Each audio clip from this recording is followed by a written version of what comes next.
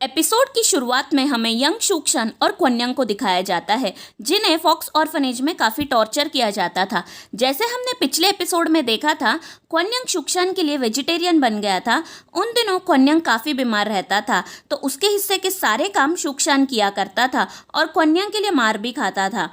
एक दिन दोनों फॉक्स ऑर्फनेज से भागने की कोशिश करते हैं, पर फिर पकड़े जाते हैं। फॉक्स ऑर्फनेज की ओनर उन दोनों को बहुत मारती है। तभी हेलेंजिंग आता है और साउथर्न एरिया का ये फॉक्स ऑर्फनेज, जिसमें यंग फॉक्सेस को बहुत टॉर्चर किया जाता था, उसे हटाने बोलता है। पहले तो ओनर नहीं मानती। वो बोलती है कि आप लॉर्ड चिंगमू के ऑर्डर को कैसे ठुकरा सकते हो।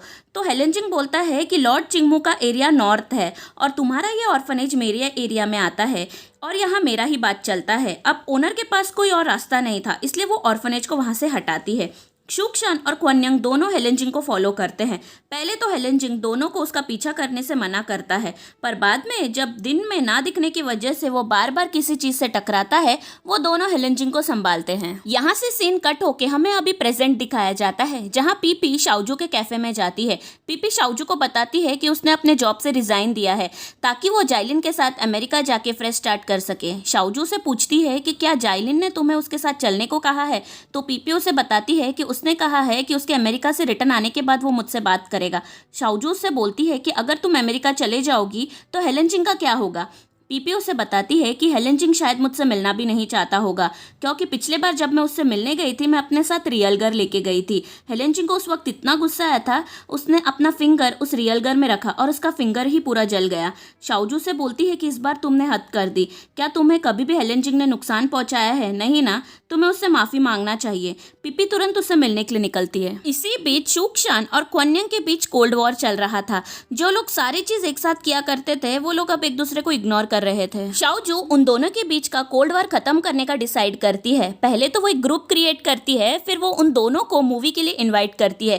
पहले वो दोनों नहीं मानते, पर बाद में शाओजू के मनाने के ऊपर मान जाते हैं। दूसरी ओर पीपी हेलेंजिंग के घर जाती है और उसे नॉन फर्टिलाइज्ड फ्लावर देती है और उसे सॉरी बोलती है रेस्टोरेंट में लियरगर साथ में लाने के लिए। हेलेंजिंग बोलता है कि उसे सॉरी बोलने की कोई जरूरत नहीं है। वो बोलता है कि मैंने खुद अपनी मर्जी से अपना फिंगर रियलगर में रखा।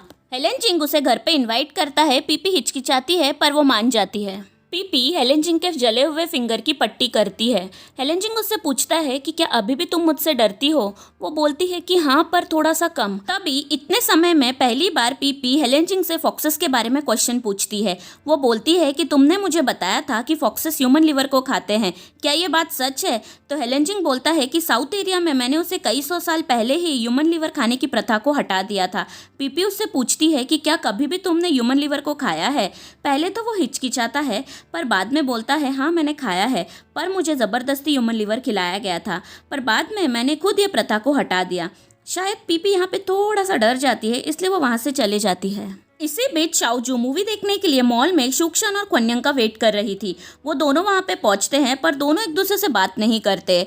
वो दोनों शाओजू के द्वारा एक दूसरे से कम्युनिकेट करते हैं। अब थिएटर में शुक्शन और क्वन्यंग एक दूसरे के साथ बैठने को तैयार नहीं थे, इसलिए शाओजू उन दोनों के बीच में बैठती है। अब वो तीनों राइस प्लैनेट एप मूवी देख रहे थे, जिसमें एक बड़ा गोरिल्ला जैसा जानवर सारे ह्यूमन एनिमल्स को नुकसान पहुँचाता है और उन्हें मारता है। ये देख के दोनों फॉक्सेस बहुत एक्साइट हो जाते हैं और उन दोनों बिना रियलाइज किए एक दूसरे से बात करना शुरू करते हैं। मूवी देखने के बाद वो तीनों डिनर का प्लान करते हैं, इसलिए शाओजू पीपी को कॉल करके उन तीनों के साथ डिनर पे इनवाइट करती है।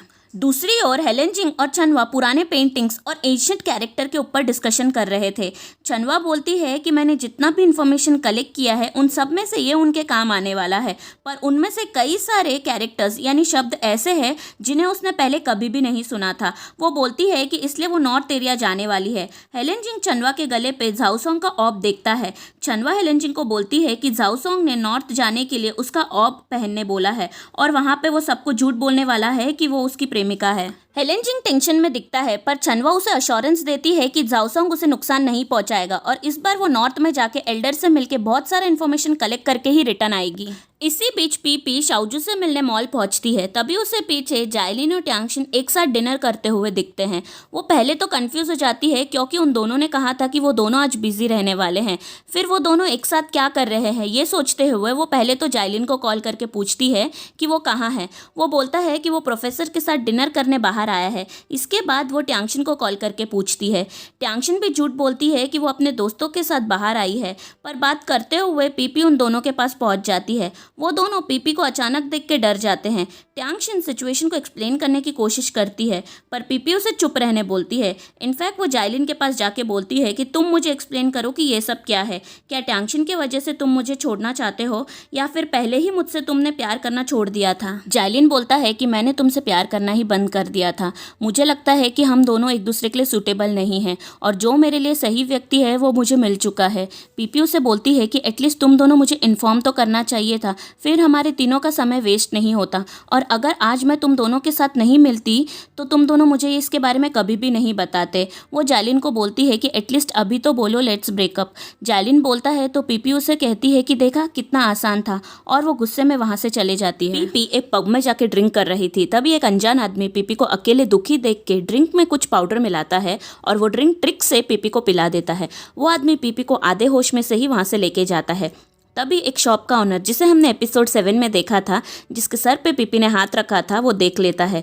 दूसरी ओर शाओजू के कैफे में शाओजू, शुक्शन और क्वन्यंग पीपी और जाइलिन के बारे में बात ही कर रहे थे। तभी क्वन्यंग को हेलेंजिन का कॉल आता है कि पीपी को कोई अनजान आदमी लेके गया है। वो तीनों पीपी को ढूंढने निकलते हैं। जब पीपी को होश आता है वो खुद को एक अनजान जगह में देखती है। वो वहाँ से भागने की कोशिश करती है, पर वो ड्रिंक जिसमें पाउडर मिलाया गया था उसके वजह से वो हाफ पैरालाइज थी। वो आदमी पीपी को परेशान करता है, पर सही वक्त पर हेलेंजिंग आके उसके पावर से उस आदमी को दूर फेंकता है। वो जब पीपी को देखता है उसके पीठ पे एक लाल रंग का निशान था और वो पिछले बार से काफ़ी बड़ा हो चुका था।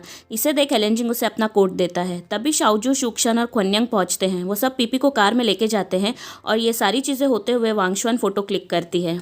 अब हेलेंजिंग के घर पे वो पीपी का ख्याल रख रहा था और पीछे से वॉइस ओवर में पीपी बोलती है कि जब हम छोटे थे हमें खतरों से दूर रहने बोला जाता है, खतरनाक जगह से दूर रहने कहा जाता है, खतरनाक लोगों से दूर रहने कहा जाता है। हालांकि ये सब हमें काफ़ी समय से सिखाया जाता है, फिर भी हम मिस्टेक करते हैं। हमें लगता है कि वो शायद सेफ होगा, पर अगले ही मिनट वो डेंजरस भी हो सकता है। हम सोचते हैं कि वो डेंजरस है, फिर भी हम उसे बार बार अप्रोच करते हैं, क्योंकि कई बार चट्टान के बाजू में खड़े होने पर ही हमें सुंदर नज़ारा देखने मिलता है जिसे बाकी लोग नहीं देख सकते। और यहाँ पे एपिसोड 9 खत्म होता है। अगर ये वीडियो आपको अच्छा लगे तो वीडियो को लाइक और मेरे चैनल को सब्सक्राइब करना मत भूलिए। तो मैं मिलती हूँ आपसे अपने अगले वीडियो में। तब तक के लिए bye bye and take care.